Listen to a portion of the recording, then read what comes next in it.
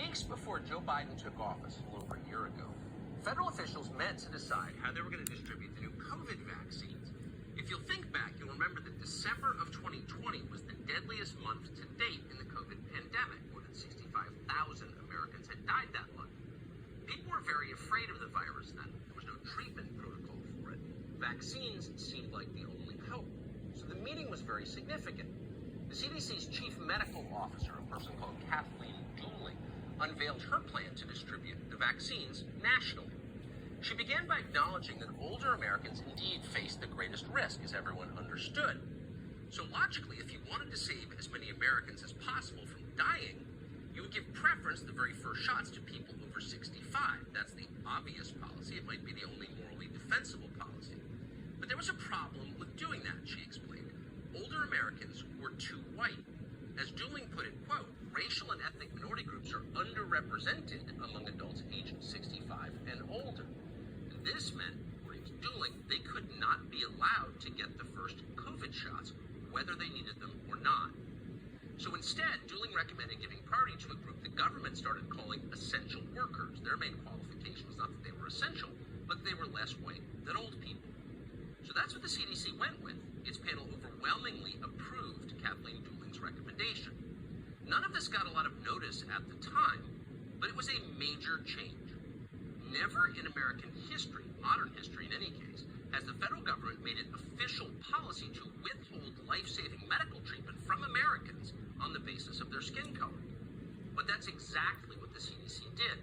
Those most likely to die of COVID had to wait weeks until their vaccines were approved.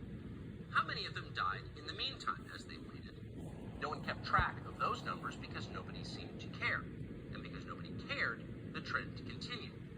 Race had become a deciding factor in the distribution of critical health care in this country. Several states made it explicit. Whites would go last in the COVID vaccine queue, regardless of need.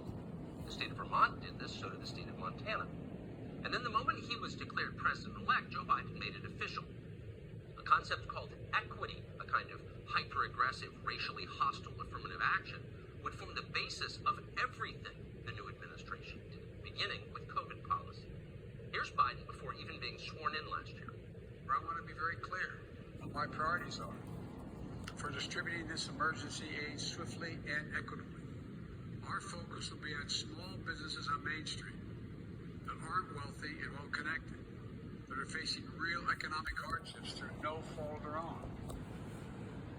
Our priority will be Black, Latino, Asian, and Native American-owned small businesses, women-owned businesses.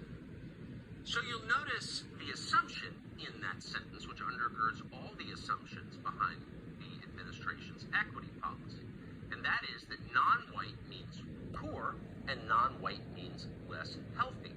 As a factual matter, that's certainly not true across the board. It's not even close to true. In fact, the highest income groups in this country are not white. But they've run with it, and he made good on that promise. In its first year, the Biden administration awarded billions of dollars in COVID relief, for example, to black farmers purely on the basis of their skin color. Race was the only criterion. Now, doing that was illegal, obviously. It violated all kinds of federal laws, and a federal court soon struck it down. But the White House didn't stop. They accelerated, and they applied that same standard to everything, very much including the allocation of health care. Health care for all, that was the slogan for generations. The new slogan under the Biden administration was health care for favored groups. And those policies continue tonight. They're legal, they're immoral, and yet they are all but ignored by the media and, by the way, by Republican lawmakers. Several weeks ago, for example, the Food and Drug Administration released a fact sheet on a monoclonal antibody called sotrovimab. Sotrovimab is at this point the only monoclonal antibody treatment that is proven effective against the latest variant of the coronavirus. The FDA providing guidance for physicians in all 50 states, telling them how to determine which patient should get this treatment, this critical treatment. Physicians, the FDA explained, should consider, quote, race and ethnicity as they administer treatments. And so physicians are doing that across the country. In Utah, COVID patients are triaged by a scoring system that determines whether or not they qualify for these potentially life-saving antibody treatments. Look at this chart. It shows the scoring system. You'll notice that race often counts more than physical health. The state of Utah, for example, gives 2 points to anyone simply for not being white. You win if you're not white. If you have congestive heart failure at the same time, you get 1 point. So if you're a white congestive heart failure patient, that's not enough for you. It's the same story in Minnesota. Minnesota awards 2 points to so-called BIPOC patients. That means anyone who's not white. If you have high blood pressure and you're 60 years old, you get 1 point. So tough luck for you. Imagine if that was one of your parents. It is one of someone's parents. In New York, writes Aaron Sabarium in a shocking new piece for the Washington Free Beacon, quote, racial minorities are automatically eligible for scarce COVID-19 therapeutics, regardless of age or underlying conditions. It doesn't matter what kind of health they're in. All that matters is their skin color. Whites don't qualify. This is not health care. It's punishment. It's punishment meted out on the basis of skin color.